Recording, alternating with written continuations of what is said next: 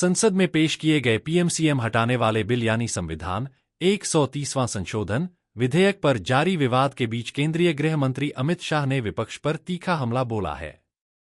एक इंटरव्यू में अमित शाह ने कहा कि विपक्ष इस बिल का विरोध करके लोकतंत्र की गरिमा को ठेस पहुंचा रहा है।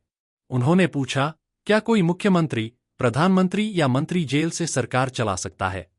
वे चाहते हैं कि उन्हें जेल से सरकार चलाने का विकल्प मिले।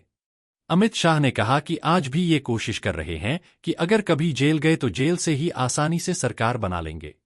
जेल को ही सीएम हाउस, पीएम हाउस बना देंगे और डीजीपी, मुख्य सचिव, कैबिनेट सचिव या गृह सचिव जेल से ही आदेश लेंगे।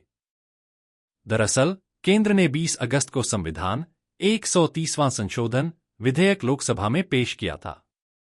इसके बाद प्रधानमंत्री, मुख्यमंत्री या किसी भी मंत्री को गिरफ्तारी या 30 दिन तक हिरासत में रहने पर पद छोड़ना होगा।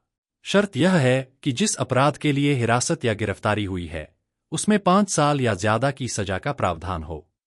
विपक्ष 130वें संशोधन विधेयक का विरोध कर रहा है। केंद्रीय गृह मंत्री अमित शाह ने कांग्रेस और राहुल गांधी पर दोहरे मापदंड अपनाने का आरोप लगाया। साथ ही विश्वास जताया कि विपक्ष में भी कई लोग नैतिक आधार पर बिल का समर्थन करेंगे। गृह मंत्री ने साफ कहा कि इस बिल के प्रावधान लोकतंत्र की गरिमा के लिए आवश्यक हैं।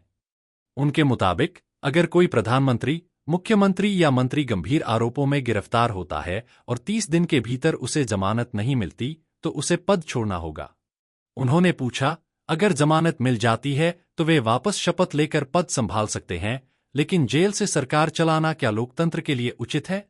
कांग्रेस पर हमला करते हुए अमित शाह ने कहा कि जब मनमोहन सिंह सरकार ने लालू यादव को बचाने के लिए अध्यादेश लाया था, तब राहुल गांधी ने उसे सार्वजनिक रूप से फाड़ दिया था। उन्होंने पूछा, अगर उस दिन नैतिकता थी, तो क्या आज नहीं है क्योंकि कांग्रेस लगातार 3 चुनाव हार चुकी है?